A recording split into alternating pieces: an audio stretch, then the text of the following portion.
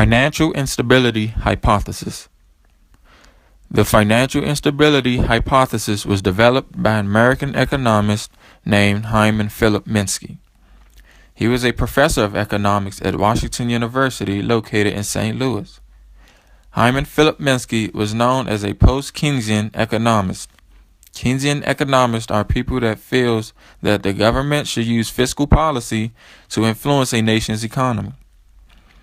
Fiscal policy is when the government changes its spending levels and tax rates in order to monitor and influence a nation's economy, such as controlling unemployment, inflation, and the business cycle. For example, the government might increase the tax rate to try and build more buildings and highways in order to increase the employment rate. There are many people that fight against this action because they feel that when the government raises taxes, it is taking money away from their businesses, which can lead to the loss of those businesses and people's jobs.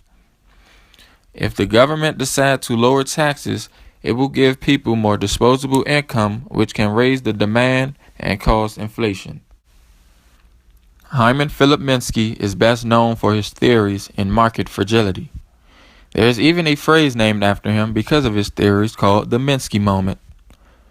The Minsky moment is when asset values suddenly collapse.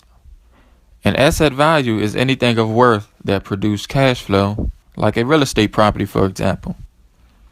The Minsky moment occurs when the value of investments increase using borrowed money. Investing with borrowed money can make problems for investors because they can come into some problems with their cash flow when dealing with debt.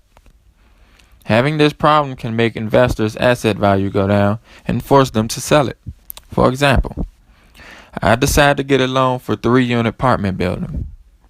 I live in one unit and rent the other 2 out in order to save money.